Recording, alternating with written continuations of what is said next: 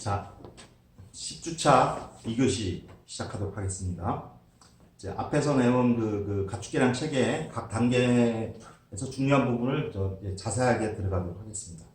먼저 이제 계량 목표 설정입니다. 그래서 아까 이제 그 브리딩 오브젝티브스 설정이 중요하다고 했는데 이제 뭐 기술적으로는 이제 그전 자료, 그다음에 뭐 유전력 등등을 고려해서 얼마를 더 해야 되느냐 목표를 정할 수 있겠죠. 근데 이제 거기서 이제 외부적으로 중요한 것도 있습니다. 뭐 시대, 시장, 산업의 변화를 고려해야 됩니다. 그러니까 뭐냐면 이 이제 소비자의 요구가 달라지거든요. 그리고 어떤 시대에서 옛날에는 당연하다고 생각했던 거를 요새는 뭐 현재는 그거는 너무 무리한 거다, 뭐 불편한 거다, 그래서 원하지 않는 경우도 있고 그런 경우가 얼마든지 생깁니다. 그래서 그거에 따라서 목표 수치를 정하는 거죠.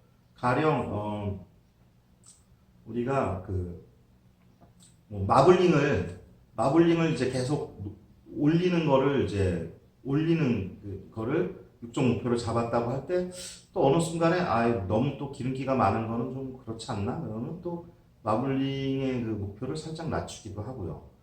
그다음에 뭐 돼지의 등지방 두께를 계속 얇게 하는 쪽으로 가다가 그랬더니 또 겨울에 이제 너무 추위를 탄다. 그러면 또 이제 더 이상 등지방 두께는 또 목표를 세게 줄이는 걸로 안 갈 수도 있고 얼마든지. 그러니까 가령 이제 또 뭐 우유 같으면요, 유량을 늘리는 게 중요했다가 어느 순간에 또 유지율을 높이는 게, 유량은 이제 충분하니까 유지율을 높이는 쪽으로 간다거나 뭐 이렇게 얼마든지 그 소비자의 요구나 시장의 변화, 그러니까 사실 경제적인 거에 제일 영향을 많이 받겠죠.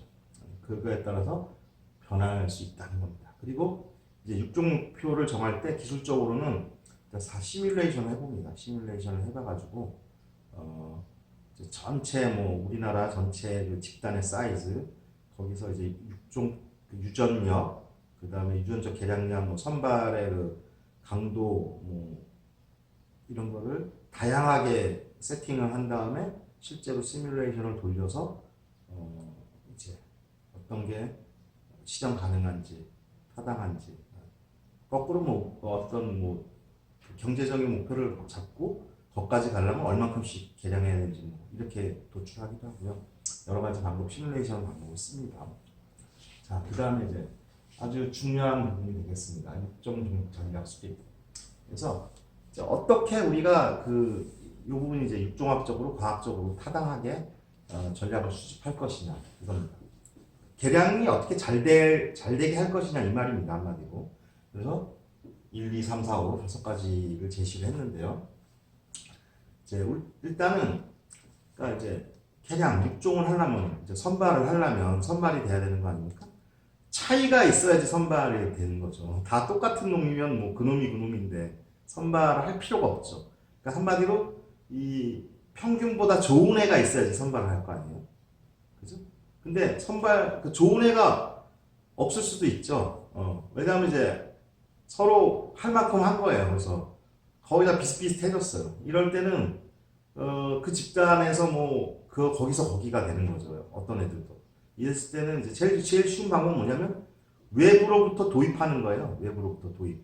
그래서 가령 덴마크의 돼지가 되게 좋다. 유전적 조성이 우리랑 좀 다르다. 근데 능력이 좋다.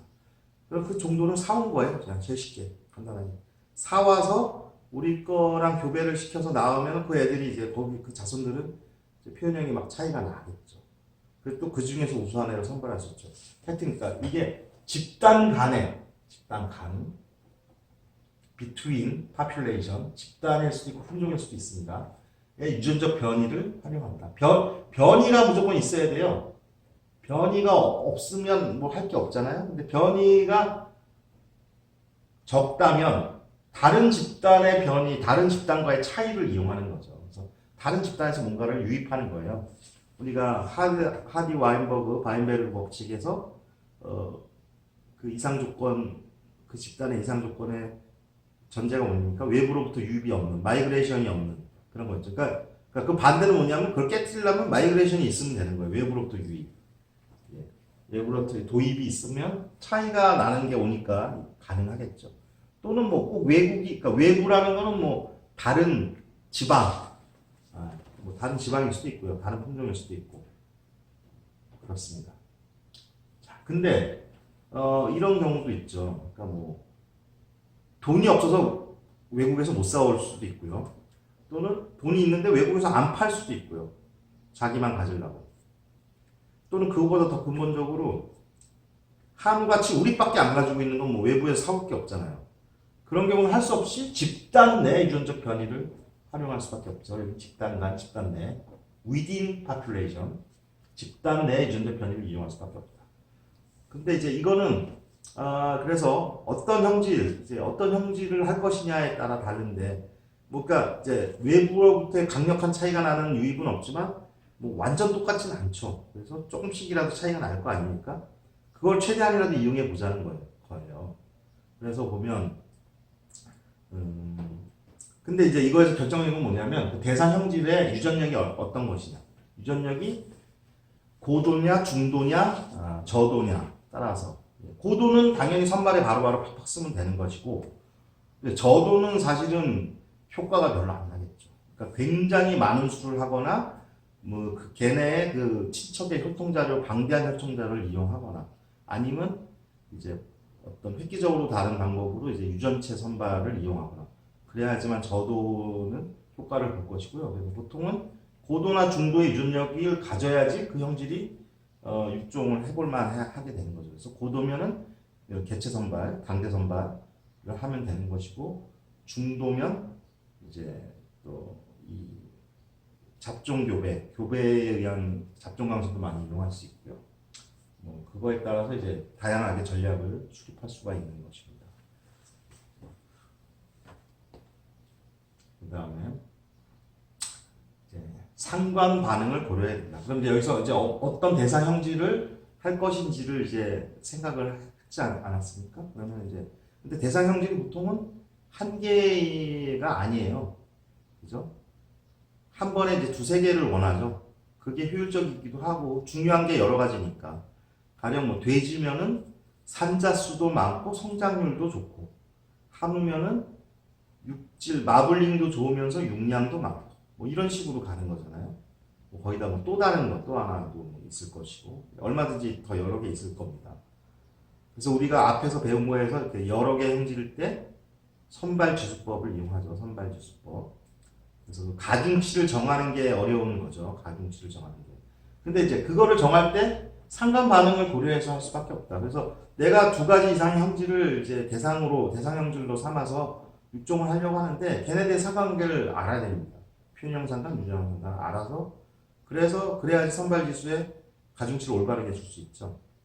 두 개가 서로 양의 상관관계인지 음의 상관관계인지 강도는 얼마인지를 알아야죠. 그렇죠. 네, 중요한 겁니다. 그 다음에 이제 선발에 최적화, 옵티마이제이션.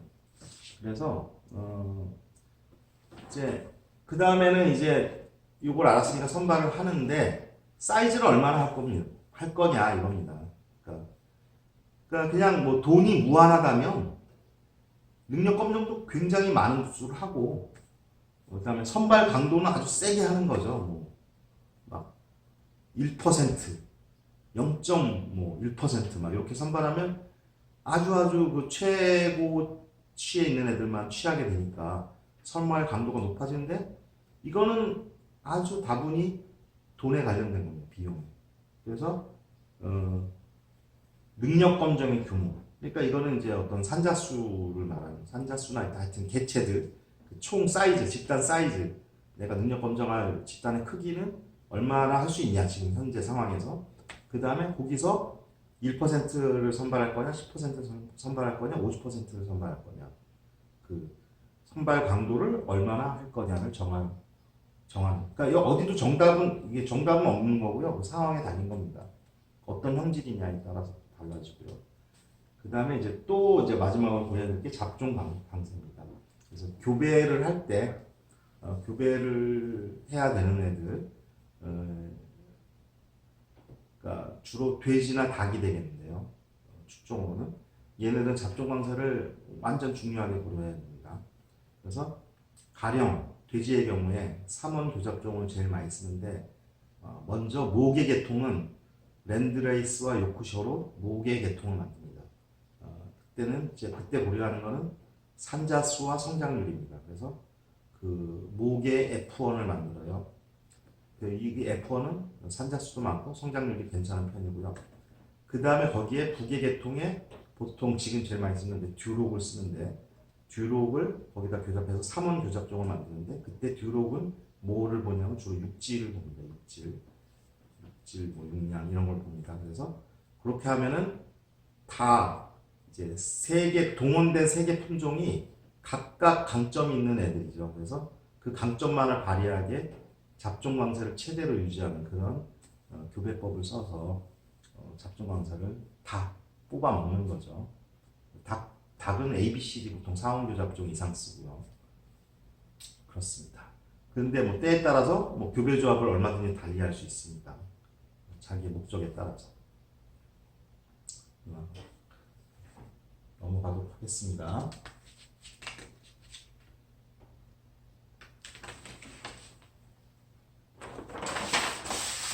그 다음에 이제 능력 검정 부분이 있는데요. 지난 시간에 제가 잠깐 뭐 검정소 검정, 농자 검정 얘기한 것 같은데, 교과서에 언급이 되어 있는 부분이 있어서 쉬운 거예요. 되게 쉬운 건데 중요한 부분이 있습니다. 그래서 교과서에 보면 개체 표시에 관한 얘기가 있어요. 그러니까 능력 검정을 하는데 능력 검정이라는 게 뭐죠? 어떤 애의 그 측정치를 쓰는 거잖아요. 측정치를 쓰려면 걔 이름이 있어야죠. 번호가 있어야죠. 그렇죠? 개체별로 구분이 가능해야 되는 거죠. 그래서 1번은 몇 킬로고, 2번은 몇 킬로고, 그 1, 2, 3, 4 번호를 매겨야 되는 거 아닙니까? 이게 개체 표시인데요. 이게 정말 아무것도 아닌 것 같은데 굉장히 중요합니다. 그래서 지금 아마도 이미 아시겠지만 그 소의 경우, 한우의 경우 개체 표시를 귀표로 합니다. 귀표. 귀에 노란 거 이렇게 달고 있죠. 이게 그 번호입니다. 걔 번호. 개체 식별 번호라고 하는데요. 소에. 그래서 그 번호를 다 보유한 우리 주민등록번호처럼 모든 소는 우리나라에서 있는 모든 소는 그 번호를 갖고 있습니다. 근데 모든 그 개체 고유한 개체 번호를 갖는 게 소는 가능한데요. 소는 뭐 전체 규모가 300만도 조금 넘으니까. 돼지는 개체별로 번호를 가지지 않죠. 가질 수도 없어요, 사실. 너무 많아서. 1000만 마리, 2000만 마리 이렇게 되니까.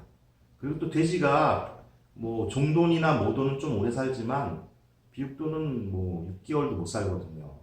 그러면은 이게 이렇게 자주자주 바뀌는 거잖아요. 그러니까 그걸 일일이 번호를 매길 필요도 없죠, 사실은. 그러니까 일부 종돈이나 모돈 정도는 번호를 매겨야 되지만 개체 식별을 표시를 해야 되지만 다 할 필요는 없습니다. 닭은 뭐 더 말할 나위도 없죠. 닭은 뭐 억 단위를 우리가 소비하니까 1년에 그 번호를 다 매길 필요도 없습니다. 근데 하여튼 그러니까 주로 이제 개체 표시는 주로 소가 되겠죠. 그리고 이제 돼지나 닭은 이제 종축, 종돈, 종계 이런 애는 개체 표시합니다. 그래서 여러 가지 개체 표시 방법이 있는데요. 근데 이제 의외로 그러니까 이 번호 매기는 게 되게 단순한데 쉽지가 않아요, 생각보다. 왜냐면 애들이 다 똑같이 생긴 것 같고요. 이게 이 번호가 이게 한번 이제 번호를 표시하면 그게 없어지거나 떨어지거나 뭐 지워지거나 변하면 안 되잖아요. 요런 게 생각보다 단순하진 않아요. 그래서 이제 옛날에 뭐 영화 보시면 뭐 이렇게 막 불에 달궈서 문신하는 거, 낙인 찍는 거 보셨죠? 낙인 소에서 카우보이들이. 그게 번호는 아니에요. 그게 번호는 아니고 농장 표시만 하는 건데 그 농장의 마크를 표시하는 거예요. 왜냐면은 도둑 맞으면 찾아오려고. 한 그 정도도 이제 그것도 쉽지 않잖아요. 근데 거기 농장만 표시하는 건 쉽지 않은데 개별 번호까지 매긴다는 건 이제 안 되죠. 그렇게 낙인 방법으로는. 그래서 이제 어떤 게 있었냐면 문신을 하는 거예요. 문신. 인묵이라고도 하는데요. 타투잉이라고도 하는데 잉크를 묻힌 뾰족뾰족한 숫자를 쾅 찍는 거예요.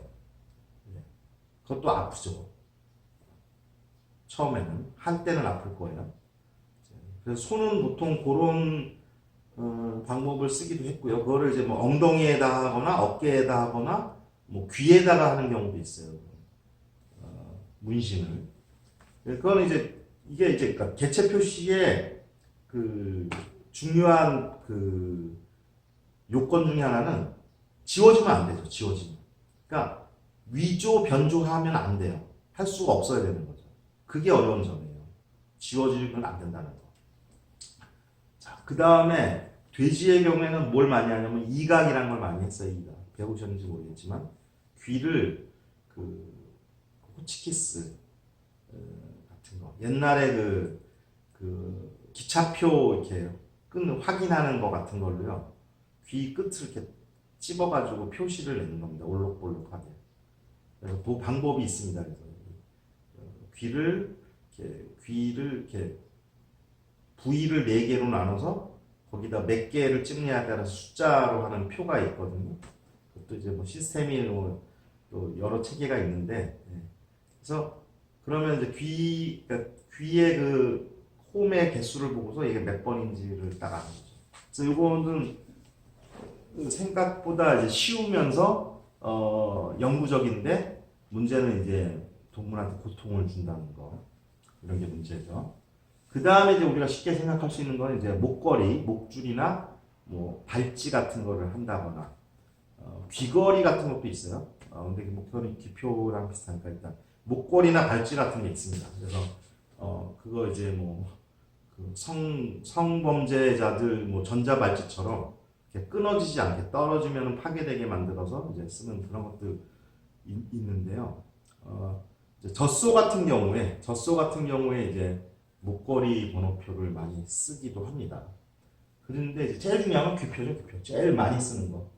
제일 뭐랄까요? 제일 현재 상태에서는 가장 이제 합리적인 대세 방법은 귀표입니다. 그래서 귀표는 이제 상대적으로 가격도 싸면서 되게 그 효과도 좋고요. 왜냐면 이제 번호를 제대로 많이 표시할 수 있죠. 그리고 가격은 뭐 그렇게 비싸지 않아요. 가격은 한 1,200원 정도 이렇게 하는데 지금 소의 기표는요. 그리고 이제 중요한 건 위변조 방지가 돼야 되는데 이제 이 기표는 어떻게 만들어졌냐면 기표가 떨어지면은요 표시가 나서 재장착이 안 돼요. 끊어지게 돼 있거든요. 파괴가 돼요. 이 결합하는 부분이. 그래서 한번 기표가 떨어지면 재사용이 안 되기 때문에 바꿔서 달거나 이럴 수가 없죠. 그리고 그 기표 위에 있는 그 숫자는 그 레이저로 각인을 하거든요. 뭐 페인트로 칠한 게 아니라 레이저로 까만색으로 숫자를 썼기 때문에 이게 이제 고치거나 지워지지도 않습니다. 그래서 기표가 지금 현재는 가장 그 대중적인 안이고요. 근데 이제 지금 많은 데가 이제 다음 기술로 많이 쓰고 있고 일부 사용되고 있고 앞으로 더 사용될 거라 생각하는 게 RFID예요. RFID. 그래서 Radio Frequency Identification이라고 하는데 그러니까 전파 기표라고 할 수 있죠. 그래서 뭐냐면 그 전자칩 같은 게 들어있는데요. 그게 이제 고유한 겁니다. 2개 이상 있지 않아요, 절대로. 왜냐면 자릿수가 많으면 돼요. 그래서 고유한 번호를 내장한 전자칩을 다는 거예요. 그래서 이거는 당연히 위번조가 안 되고요. 이게 이제 장점은 뭐냐면 인식이 자동으로 될 수 있는 거죠. 그래서 그러니까 보통은 이제 RFID 달랑 혼자 쓰는 건 아니고 RFID를 내장한 기표 또는 RFID를 내장한 목줄 이렇게 뭔가 다른 표시 장치랑 결합해서 쓰는 거예요. 결합해서 쓰는데 RFID 기표 형태가 제일 많죠. 그다음에 개나 고양이, 애완동물 같은 경우는 RFID를 내장한 튜브 같은 거를 이 피하에다가 목 뒤 이런 데다 심는 주사기로 심는 것도 있죠. 또는 이제 소 같은 경우에는요, 볼러스라고 해서 RFID를 내장한 그 캡슐을 이렇게 삼킵니다. 그래서 근데 그게 약간 무거워서 배에 항상 이렇게 바닥에 축 처져 있어서 배설은 안 돼요. 그래서 살아있는 동안에 이제 뱃속에 그걸 넣고 다니는 거죠. 뭐 그런 경우도 있고요. 그래서 그런데 이제 그러니까 RFID 장점은 뭐냐면 그러니까 이 리더기가 따로 있어요. 리더기 인식하는 기계. 그래서 그게 있으면 그러니까 RFID가 이게 눈으로 보이는 숫자는 아니니까 눈으로 보이지 않고 뭔가로 리더기로 이제 확인을 하는데 그게 이제 자동화 될 수 있다는 거죠. 자동화. 그래서 가령 뭐 체중계라든가 그 우형기라고 하는 소에서는 또는 그 사료급이기, 자동 사료급이기 같은 거에 RFID 리더기가 있다면 그 기계에 RFID 귀표를 장착한 소가 거기를 지나가거나 사용을 하면 몇 번 소가 그 기계를 사용할 때 번호가 나오는 거죠. 그러니까 몇 번이 몇 킬로다, 몇 번이 얼만큼 먹었다, 이런 게 가능하겠죠. 그래서 이런 자동화가 되게 가능하다는 거예요. 이거에 되게 중요한 점이거든요. 그래서 RFID를 많이 활용하려는 노력이 굉장히 많습니다. 요새 이제 이런 관련 회사도 되게 많고요. 스마트팜하고도 관련이 많이 되는 겁니다. 그래서 농업 관련 회사도 되게 많고, 사실은 RFID 기술은 이 농업이 아니라 원래 우리 일상생활, 뭐 쇼핑센터, 마트, 또는 어떤 물류 이런 데서 지금 진짜 광범위하게 많이 쓰이죠. 그리고 가격이 되게 많이 떨어져서 지금은 상당히 대중화될 시기에 있는 겁니다. 사실 체계는 없지만 요 다음으로 가면은 RFID 말고 이제 뭐 블루투스 칩 같은 것도 쓰기도 합니다. 그런 것도 있고요. 여러 가지가 더 있습니다. 여기는 이제 어떤 IT 기술의 발전에 의해서 이제 우리가 그걸 계속 사용하면 되는 겁니다. 그런 거 있고요.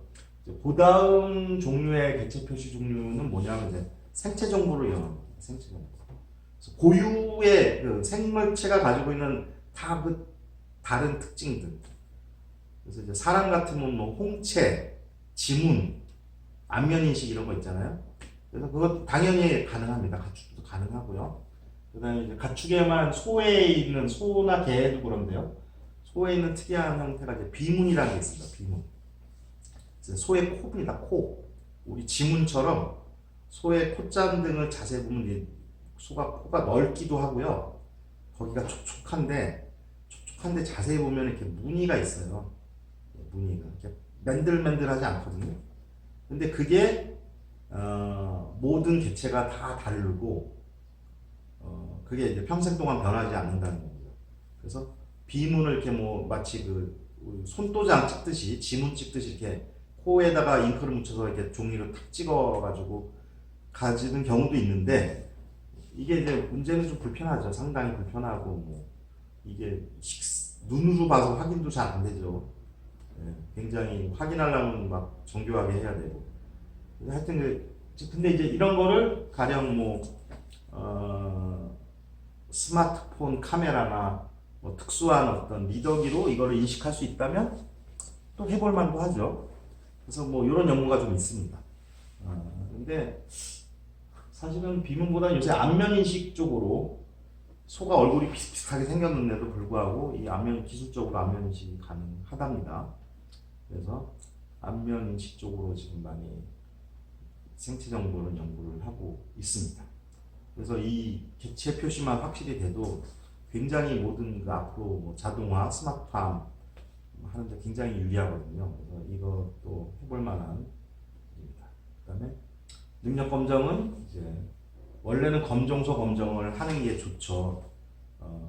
편하죠.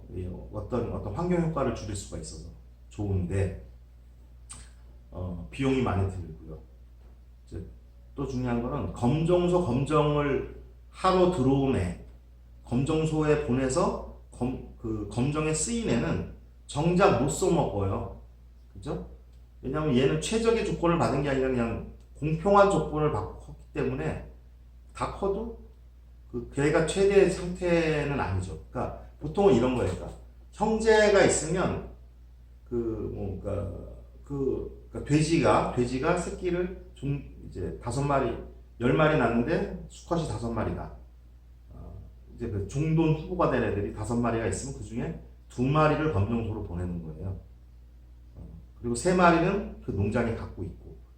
근데 그런 식으로 이제 여러 농장에서 2마리씩 보낸 겁니다. 그래서 그거를 각각 2마리씩 그 여러 군데서 출품했다고 그러는데, 여러 농장에 출품한 애들을 둘씩, 왜냐면 하나보다 2개를 해서 평균하면 더 정확할 테니까 2마리씩을 돈방에다 쭉 넣어놓고 그거를 이제 일정 기간 똑같이 먹여서 길러가지고 그 능력을 측정해서 제일 좋은 애가 정말 좋은 애인 거잖아요.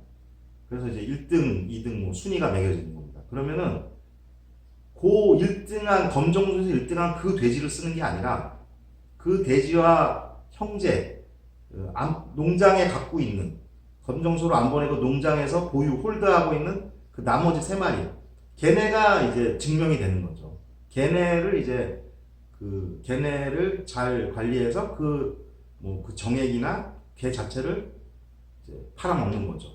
검정소에 출품했던 애들은 그냥 거기서 검정되고 끝나요. 그죠? 이거는 뭐 질병 문제도 있고 뭐 여러 가지 문제가 있어서 걔는 이제 거기서 이제 끝나는 겁니다. 그러니까 좀 그 효율이 좀 안 좋죠. 되게 공평하고 정확하긴 해도.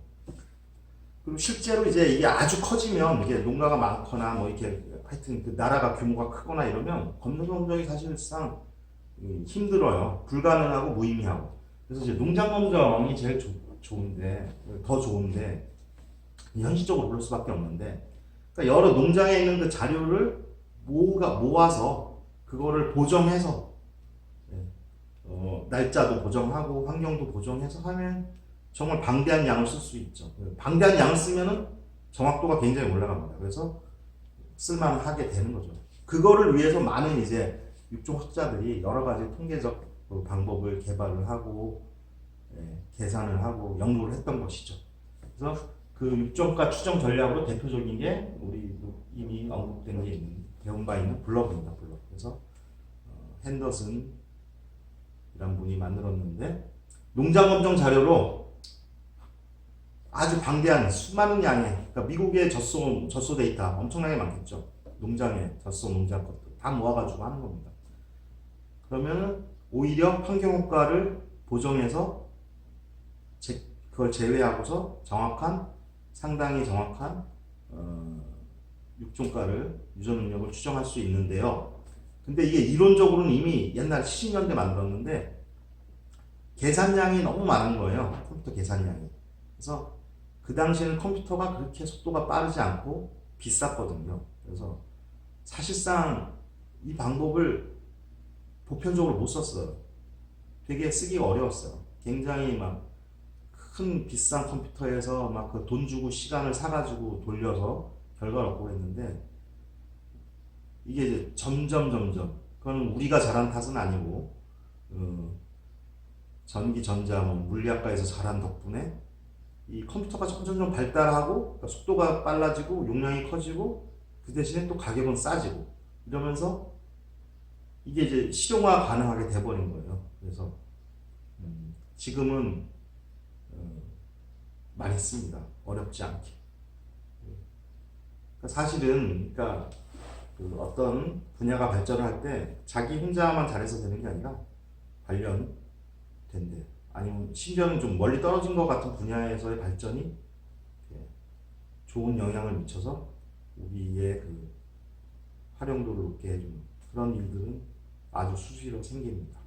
그래서 다른 분야의 기술의 추이도 유심히 살펴볼 필요가 있는 거죠. 그래서 그걸 어떻게 축산에 응용하고 활용해 볼까 생각하는 것도 좋은 방법입니다.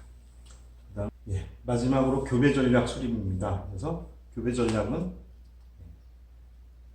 잡종 강세는 최대한 이용하고 근교 개수의 상승은 억제하고, 그러면서 유전적 개량량은 많게, 유전적 다양성은 유지, 떨어지지 않게, 근교가 올라가서 떨어지지 않게 하는 그런 방향으로 전략을 수립하면 되겠습니다. 이상으로 이번 주 강의를 마치겠습니다. 수고하셨습니다.